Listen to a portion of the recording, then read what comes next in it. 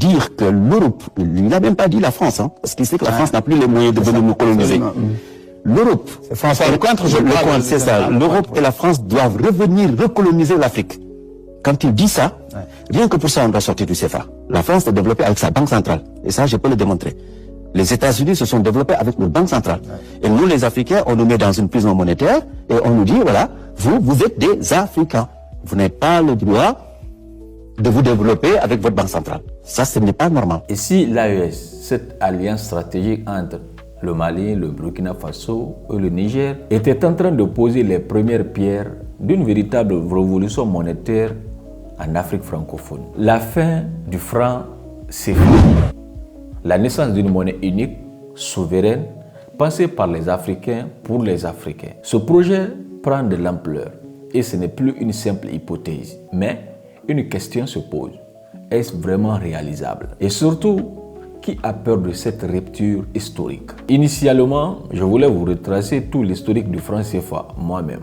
Mais parfois, il faut laisser la parole à ceux qui maîtrisent le sujet avec beaucoup plus de précision. C'est pourquoi, mesdames et messieurs, dans cette vidéo, je vous propose d'écouter ensemble les explications précises et percutantes d'un actuaire sénégalais, dont l'analyse va vous ouvrir les yeux sur les rouages cachés du système monétaire actuel. Le différentiel qu'on a dans ce qu'on appelle les spreads de taux, la France peut les utiliser dans la guerre de monnaie. La France a beaucoup utilisé nos devises qui étaient là-bas pour gagner un pourcentage et nous en payer d'autres et pour faire... La guerre de monnaie, elle est lancée depuis 2008. Je peux même dire qu'elle est lancée depuis que le dollar a surplombé la livre sterling. Mais 2008 a été saillant. Ouais. Donc ça, vous voyez tous ces enjeux-là. Les multinationales utilisent le CFA comme courroie de transmission entre les économies de l'Afrique subsaharienne et les économies occidentales. Donc ça veut dire, en fait, c'est nous qui leur garantissons le fait que quand ils ont de l'argent ici, des bénéfices, ils le rapatrient sans pour autant qu'il y ait risque de change. Vous voyez? Donc, vous voyez tous ces enjeux-là. Donc, le CFA, c'est pas seulement notre relation avec la France. Il y a tous ces gens-là qui sont dans le CFA. Et qu'en 2024, quand on entend un militaire français dire que l'Europe, il n'a même pas dit la France, hein, parce qu'il sait que la France n'a plus les moyens de venir nous coloniser. L'Europe, c'est ça. L'Europe et la France doivent revenir recoloniser l'Afrique. Quand il dit ça, rien que pour ça, on doit sortir du CFA. Parce que ça, c'est un manque de respect. Il nous manque de respect. Mais le fait de dire qu'il faut venir nous recoloniser, moi, je vois en cette personne une peur. Parce que quand en 1886, on était dans les conférences de Berlin, l'Europe faisait 430 millions. Et nous, on faisait 120 millions. Nous, toute l'Afrique faisait 120 millions. Aujourd'hui, nous sommes 1,4 milliard. Eux, ils sont 460 si on sort la Russie. Ils ont peur. Ils ont peur qu'on vienne les faire exactement ce qu'ils nous ont fait. C'est une peur. Mais rien que pour ça, on doit sortir. Ce qui est triste, c'est que les Africains devraient porter plainte contre cette personne. Parce que ça, c'est dangereux. Ce qu'il a dit, mais c'est très grave. Oui, mais autrement, est-ce que l'Afrique ne doit pas se préparer à tout ça aussi? Mais la première préparation de l'Afrique, c'est quoi? C'est réclamer ses dus. Le fait qu'on a fait les ajustements et que le FMI a reconnu que les ajustements n'étaient pas bien pour nous. Le fait qu'on ait dévalué au lieu de nous donner des devises, si je suis en train de calculer le montant total. Mais l'estimation que j'en ai, ça dépasse 4 fois la dette que nous avons, la dette totale que nous avons. Ce que FMI et France nous doivent, ça dépasse 4 fois notre dette. Mais il faut quand même que je finisse les calculs et que les autorités aillent réclamer. Mais il faut que toute la zone CFA... te plaindre avec des avocats, comment ça va s'organiser? Chacun fait son travail. Moi, mon travail d'actuaire, je fais les calculs. Quand je finis les calculs, je dis, écoutez, ces gars-là, ils doivent ça. Ils vont aller voir des juristes qui écrivent la plainte et on va déposer la plainte. Parce que si le général dit qu'il veut venir nous recoloniser et que nous, Cheikh Anta nous donne une arme, Cheikh Anta nous a dit, armez-vous de science jusqu'aux dents. À compétence égale, la vérité triomphe. Moi, je suis de ce côté-là. Quand je l'ai fini, on donne aux juristes, et les juristes, ils écrivent la plainte, on va se battre. Non, j'ai passé par un exemple qui touche toute la zone CFA. Si moi, j'étais présent en tant qu'actuaire, le jour où on a signé l'accord de coopération entre la France et les pays de la zone franc, je n'aurais pas signé ce document-là. Pourquoi? Parce que la France nous a fait signer un contrat dans lequel elle nous dit qu'elle nous garantit le fait qu'en absence de devise, elle va venir, mais en réalité, dans le contrat, ce qui est écrit explique qu'il n'y a pas de garantie. C'est juste un découvert. C'est ce qui est écrit dans le document, c'est que le Trésor français ouvre un découvert à la BCEAO. Si la BCEAO a besoin de devises, la BCEAO vient chercher et si jamais elle reconstitue ces devises, elle paye. Elle rembourse. Ça, c'est un découvert. Quand vous allez voir votre banquier qui vous donne un découvert, il vous donne aucune garantie. Un découvert, c'est pas une garantie. Donc, vous voyez, donc, le travail d'un actuaire est un travail un peu spécifique. Il y a possibilité aujourd'hui pour l'Afrique, la zone CFA, de recouvrer ce qui lui est dû. Moi, je pense qu'on peut recouvrir ce qui est dû. Pourquoi? Parce qu'on a signé un accord de coopération et quand on est arrivé dans les années 80, il y a eu le choc pétrolier, 78-79. Qu'est-ce qui s'est passé? La France a appelé le FMI pour qu'on fasse de l'ajustement structurel. Alors qu'elle devait donner les devises. L'économiste Matar Diop a fait un texte clair là-dedans.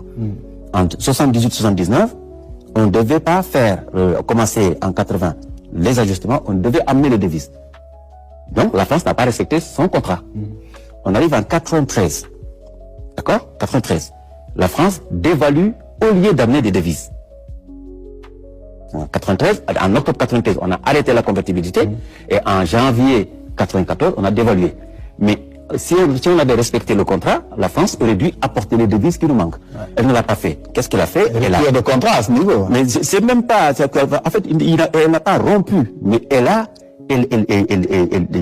la France est passée outre. Elle s'est jouée de l'Afrique. Jouée du fait qu'elle avait le monopole et la puissance.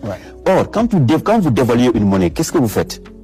Dans le compte de la monnaie, vous diminuez le passif. Parce qu'avant, un franc français faisait 50 francs CFA. Après, la France en fait 1 franc français égale 100 francs CFA. Donc, quand vous dévaluez, dans le compte de la monnaie, vous diminuez le passif. En diminuant le passif, excusez-moi, comme on avait un actif, l'actif devient supérieur au passif. Et donc, le compte devient équilibré. Et il est même excédentaire. Donc, la France n'apporte plus de devises. Donc, finalement, si on est dans l'esprit assurance, où la France, donnant une garantie, est un assureur, nous, on reçoit une garantie, nous les États, donc nous sommes des assurés. Si, au lieu de nous donner, au lieu de payer le sinistre, donc au lieu d'amener des devises, la France dévalue, la France nous a fait payer, nous, le sinistre. Donc on peut se passer de la dévaluation si la France avait joué le rôle qu'elle devait jouer. On ne devait pas dévaluer. On ne devait pas dévaluer. Si moi j'étais par exemple un membre du gouvernement à cette période, j'aurais pu expliquer tout ça ici tout de suite pour qu'on dise qu'on ne doit pas dévaluer. Je pense qu'ils doivent écouter ce type de message parce que ils veulent sortir du CFA. Absolument. Ils ont compris que ce n'est pas facile. Ça, il faut le reconnaître. Sortir du CFA, c'est pas une opération facile. Et moi, si j'avais à même apporté ma pierre à l'édifice, je leur aurais dit, on réclame déjà nos dus, d'abord. Après, on réforme le CFA pour que ça nous soit bénéfique. Pourquoi? Parce qu'aujourd'hui, le vrai problème qu'on a, c'est quoi? C'est qu'on n'arrive pas à financer nos économies. C'est le seul problème qu'on a. Donc voilà pourquoi le CFA pose problème. Et quand vous entendez le gouverneur ou les gens de la BCEAO, ils vous disent, oui, qu'est-ce qu'on fait? On lutte contre l'inflation et on gère la stabilité. Donc, gère l'outil CFA. Ça, c'est bien géré. C'est l'outil. Mais nous, notre problème, c'est le fonctionnement. C'est le mode d'emploi de la monnaie qui ne va pas. Donc pour vous, il faut changer le mode d'emploi. Parce que la masse monétaire qui circule dans nos zones monétaires ne représente pas la richesse que nous créons. Nous créons tellement de richesses dans la zone CFA que tu ne vois pas dans la masse monétaire. Et la masse monétaire, elle a été bâillonnée, bombardée, serrée par la façon dont le CFA fonctionne. Donc il faut changer le fonctionnement du CFA. Ça, il faut le faire. Ça tarde pour deux raisons. La première raison, c'est que c'est les enjeux sur le CFA. Le CFA, c'est pas seulement notre monnaie. Mais prenons le Maroc. Le Maroc, avant, sa monnaie n'était pas convertible. Le roi est venu investir dans toute la zone. Toute la zone, CFA. Ils ont investi. Donc, ils ont de l'equity. Donc, qu'est-ce qu'ils font? Ils n'ont plus besoin de devises. Dès qu'ils ont besoin de devises, ils n'ont même pas besoin de prendre leur monnaie. Ils viennent les chercher ici. Donc, le CFA est un générateur de devises pour des pays à travers leur monnaie non convertible. Maintenant, ça commence à être convertible. Si nous ne prenons pas l'intelligence de reculer et de comprendre que, en plus de ça, Donc la deuxième raison que je donne, nous ne maîtrisons pas notre système financier, c'est-à-dire que nous, les banques ne nous appartiennent pas, les compagnies d'assurance ne nous appartiennent pas, parce qu'elles appartiennent à 83%. J'ai fait le calcul il n'y a pas longtemps. Ils sont toutes presque pour l'essentiel des banques commerciales. Hein, mais surtout qu'ils appartiennent, c'est-à-dire qu'ils appartiennent aux étrangers. Donc, toutes les marges qu'on fait en assurance et en banque, ça sort du pays. Donc, qu'est-ce qu'il faut? Oui, allez-y. Il faut inverser parce qu'un État doit avoir ses propres banques. Il faut qu'on s'approprie nos banques et nos assurances. D'abord, maîtriser notre système financier pour maîtriser le tissu économique.